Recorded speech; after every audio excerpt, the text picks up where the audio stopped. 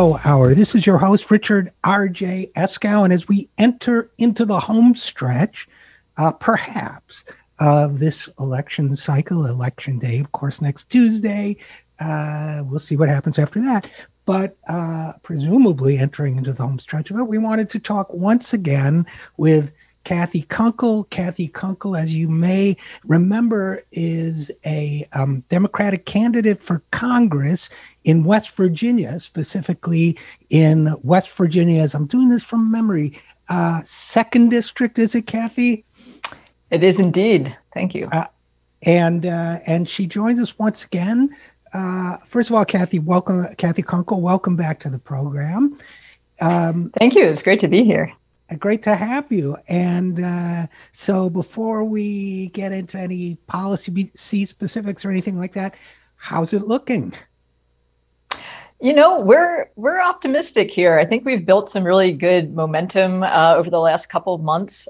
We've gotten some big endorsements, including Senators Bernie Sanders and Elizabeth Warren. Our volunteers have written and sent close to 80,000 postcards to voters in the district. We're on track to make 100,000 calls and texts by Election Day. And, you know, in the big picture, polls are showing that support for the president is down here relative to how he did in 2016. And I think that creates a real opportunity for us because my opponent has basically no record to actually run on. So he just runs on Trump's coattails, which are certainly shorter this year.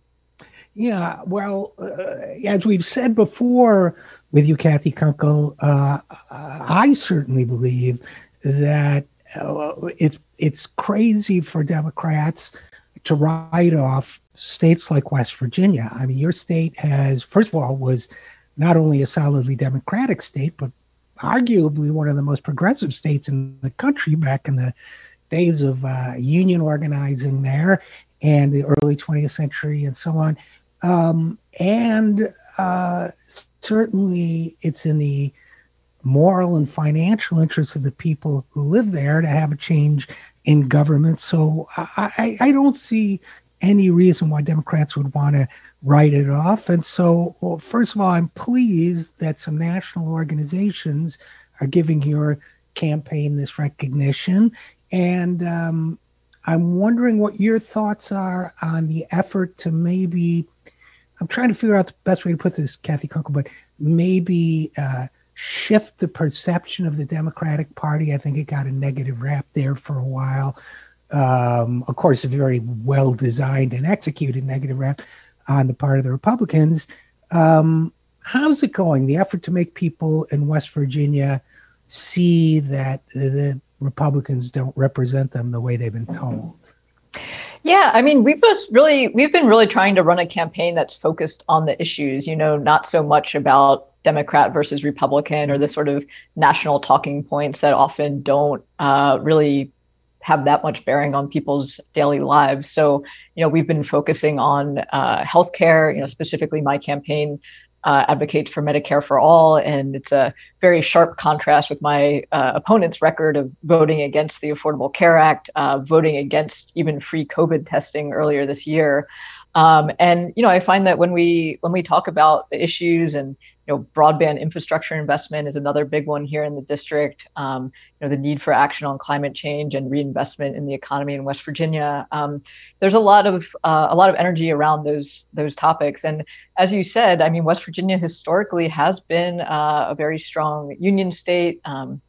Was solidly Democratic for a long time. And we saw echoes of that in the teachers' strike in 2018 and 2019, too. You know, when we had thousands of teachers in our state capital chanting about taxing the gas industry to fund public education and public employee health insurance. So, I mean, those demands are real. And, you know, the more that we can tap into that energy and just push, you know, real solutions for the problems that West Virginia faces, I think we've got a real shot.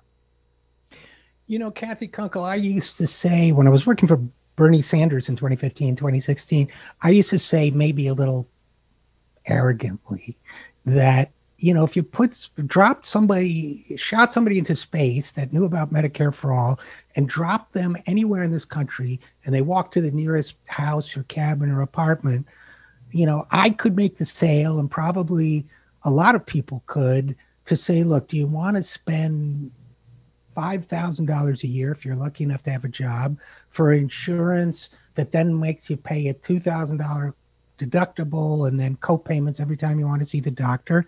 Or would you rather be taxed, depending on your income, $1,200, $1,500, and know you have all the medical care you need whenever you need it with no out-of-pocket costs? I mean, I feel like that's still, even in a state like West Virginia, a pretty easy sale if you can get past, oh, but that's socialized medicine and all that business. So how do people react when you talk to them about Medicare for all?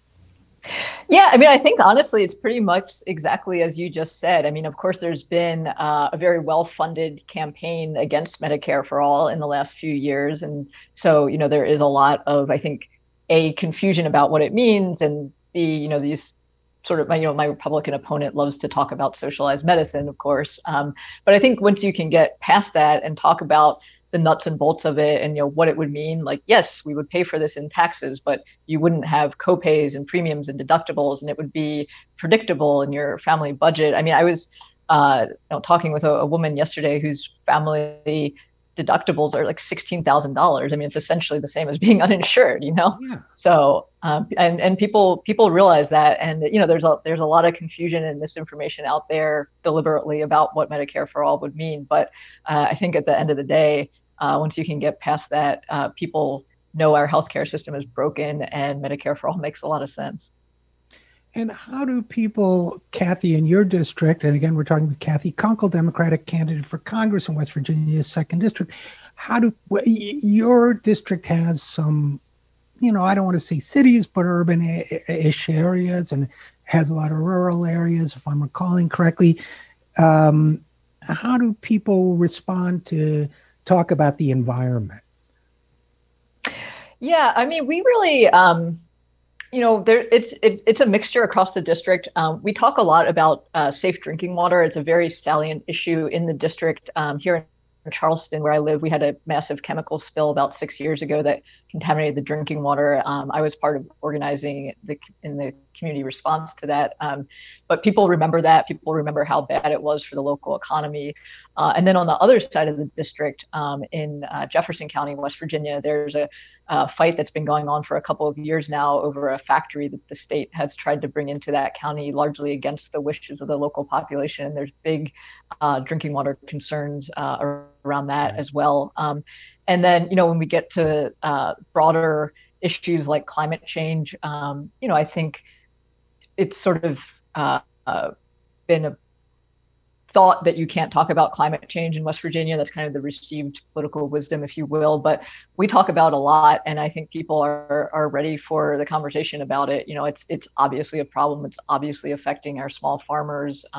It's creating more flooding. People can see the impacts, and the longer we continue to bury our heads in the sand and pretend that the coal industry is going to come back to what it once was, the worse off we're going to be. I mean, people recognize that we need to diversify the economy here in West Virginia, and we need to bring in federal resources to help with that economic transition.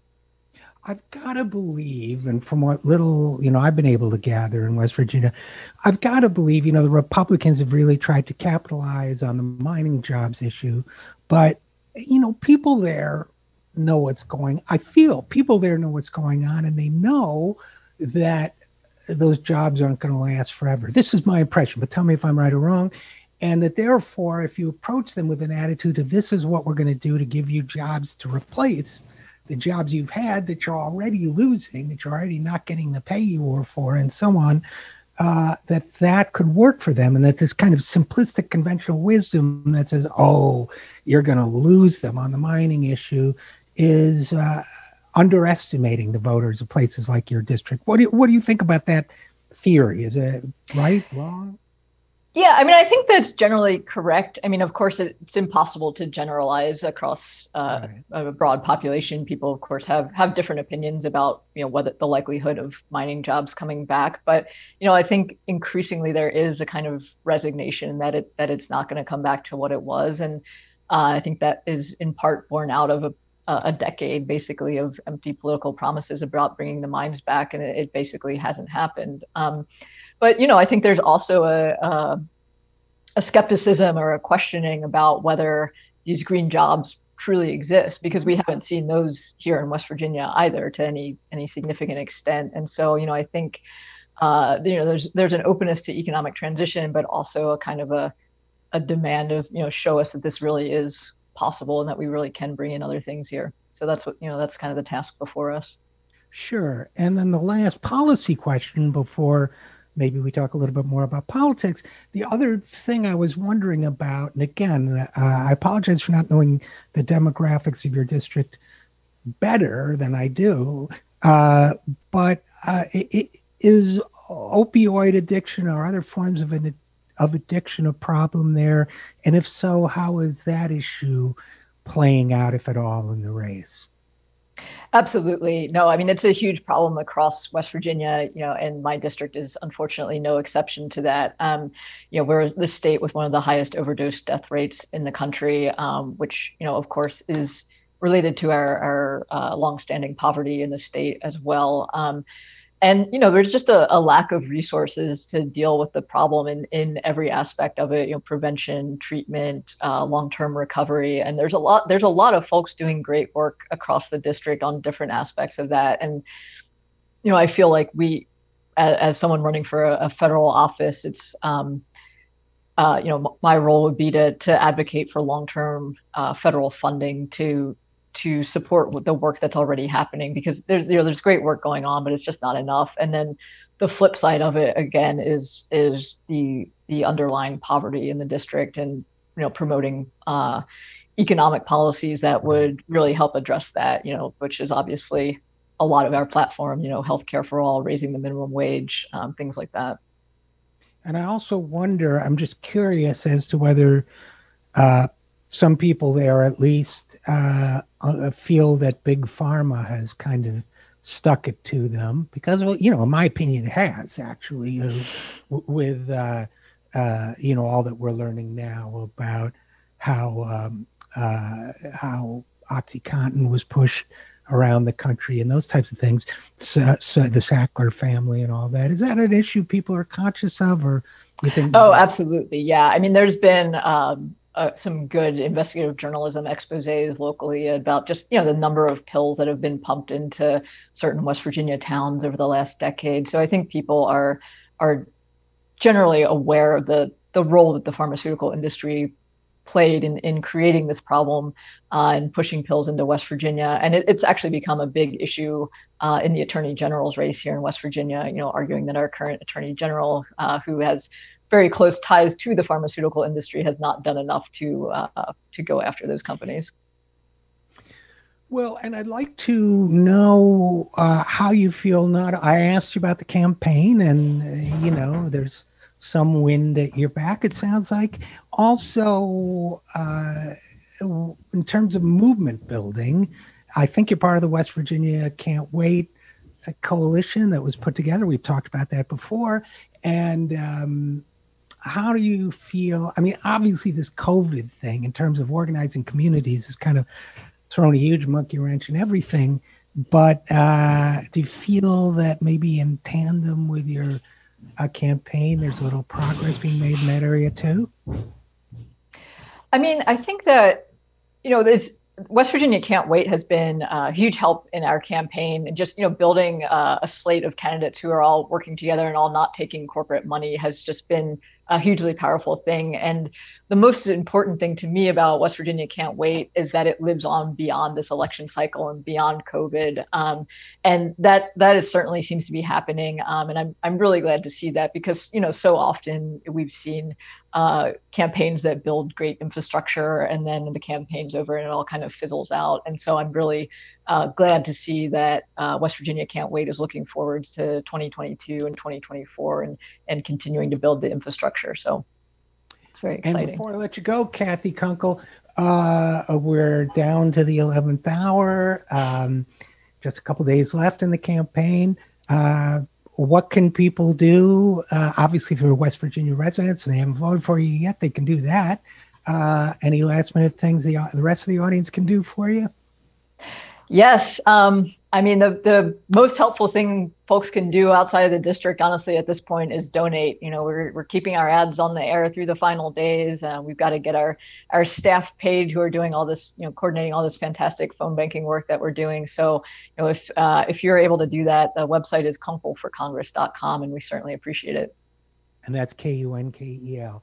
So, okay, well, Cathy Kunkel, I hope the next time we speak, you'll be representative-elect. In any case, very best of luck. And as always, thank you for coming on the program. Thank you so much for having me. It's great to be here. And great to have you. And we'll be right back after this. I am Richard RJ Eskow, and this is the Zero Hour.